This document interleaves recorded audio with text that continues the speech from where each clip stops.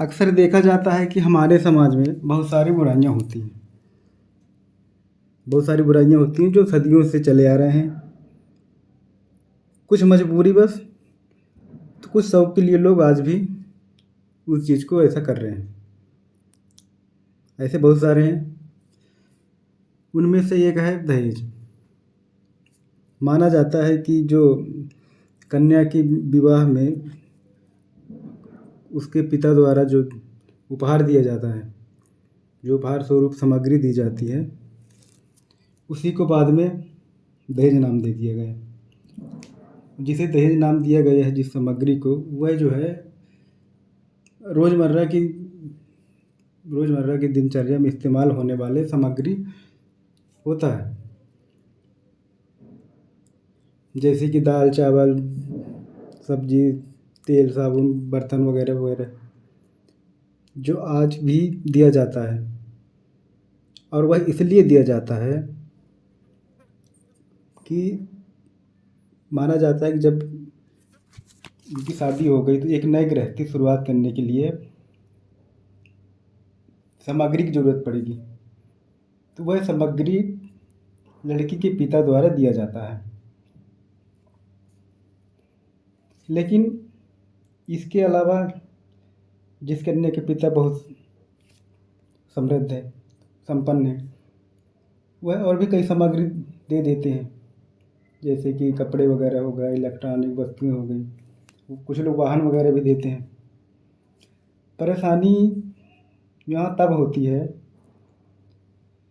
जब लड़के पक्ष वाले इस सामग्री के अतिरिक्त जो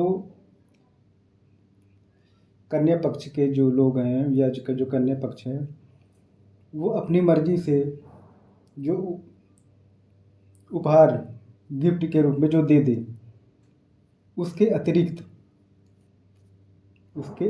लड़के पक्ष वाले कुछ और मांग लेते हैं। उनमें से कुछ भी हो सकता है, कुछ वस्तु हो सकती है या पैसे की भी हो सकता है, या अमुक वस्तु की डिमांड रख दी है, तो दिक्कत वहाँ पे हो जाती है।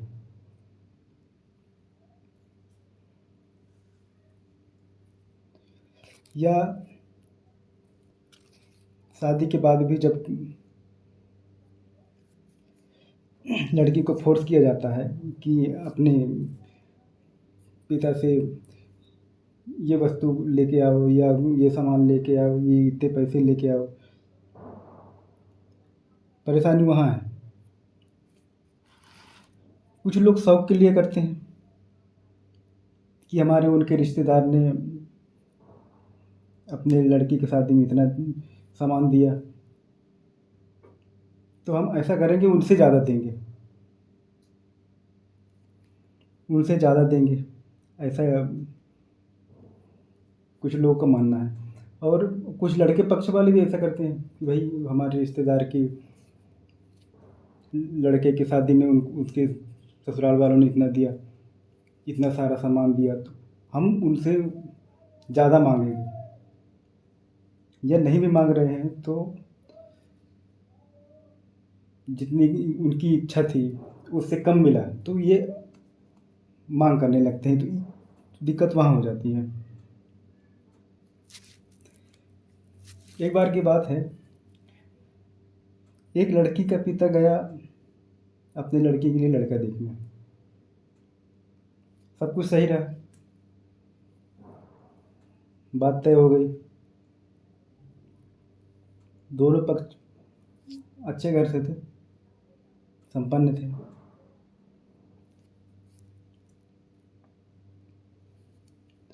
तो ऐसा कोई बात नहीं हुई लेने देने वाली बात।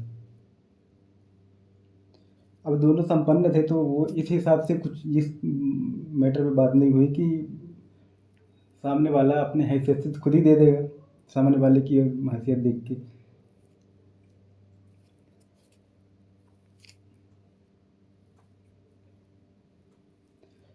अब उसने दिया भी, ऐसा ही किया। अब बात ये हुई कि उसने जितनी इनकी इच्छा थी लड़के पक्ष वालों की उससे कम दिए। उनके ऐसा मानना था कि कम दिए हैं, और फिर दोनों में ठन गई, दोनों पक्ष वालों में। तो फिर सहमति बनी कि भाई ठीक है, कुछ टाइम दो और हम व्यवस्था करते हैं, हम व्यवस्था करके हम देते हैं। कर भी दिए, मामला ख़त्म हो गया। अब कुछ सालों बाद वही लड़की का पिता अपने लड़के की शादी करने के लिए सोच रहा था। अब इन्होंने अपनी जो डिमांड थी, जो शर्त थी, ये रखी कि सामान वगैरह भी अच्छे आने चाहिए। सामान मतलब दहेज अच्छे होने चाहिए। पैसे वगैरह का भी उन्होंने शर्त रखी थी। अब परेशानी यहाँ आ गई कि जब इसकी बारी थी तो वो मना बोल रहा था या देने में सक्षम नहीं हो रहा था। अब जब इसकी बारी आई तो इन्होंने अपनी इच्छा जताई कि हमें इतना चाहिए या अमुक सामान चाहिए। तो सुधार दोनों तरफ से होनी चाहिए, सुधार दोनों तरफ से होनी चाहिए, दोनों तरफ से पहल होनी चाहिए। किसी एक पक्ष के सुधरने से, किसी एक पक्ष के पहल से ऐसा नहीं हो सकता।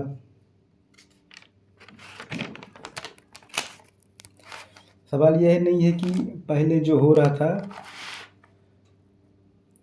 जो पहले जो रीति था वो गलत था या सही था। अब समय बदल गया है, अब समय बदल गया है। जब समय बदला और बाजी पलट गई।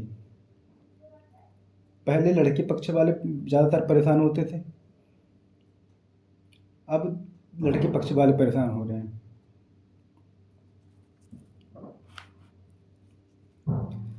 मान लो किसी लड़का लड़की का शादी हुआ, अब दोनों में किसी कारणवश अनबन हो गई, दोनों में किसी कारणवश अनबन हो गई, तो लड़की पक्ष वाले लड़के पर कई तरह की धाराओं में केस दर्ज करवा देते हैं, जैसे दहेज, घरेलू हिंसा, मानसिक प्रताड़ना वगैरह वगैरह। अब यहाँ पर समझने वाली बात यह है कि इसमें, इस तरह के केस में वही करते हैं जिसने दहेज दिया ही नहीं, जिसने दिया ही नहीं वही दहेज का केस करते हैं। और केस वही सह पाता है, वही झेल पाता है, वही लड़का झेल पाते हैं लड़के पक्ष वाले, जिसने न तो कुछ दहेज की मांग किया था और न किसी सामान की मांग किया था, न इस तरीके की कोई शर्त रखी थी। अगर सामने वाले लड़के पक्ष वालों ने अगर कुछ मांगा था या कोई शर्त रखी थी तो 100% गारंटी है कि सामने लड़की पक्ष वाले उसका कुछ भी नहीं कर पाते। ये बात कड़वी है लेकिन सही, यही बात सत्य है। न जाने कितने बेगुनाह आदमियों के साथ ऐसा दहेज के नाम पर प्रताड़ित किया जाता है। हमारे समाज में एक जो माइंडसेट है कि हमेशा आदमी ही गलत होता है, जबकि ऐसा बिल्कुल भी नहीं है। समय बदल चुका है। लोग, कुछ लोग दुश्मनी निकालने के लिए भी ऐसा कर देते हैं, या कुछ लोग कानून का बेजा इस्तेमाल करते हैं। बिना किसी लालच के आपसी प्रेम और परस्पर सहयोग से ऐसी दहेज जैसी समस्याओं से निपटा जा सकता है, उसे ख़त्म किया जा सकता है। दोनों पक्षों के सहयोग से ही ऐसा हो सकता है।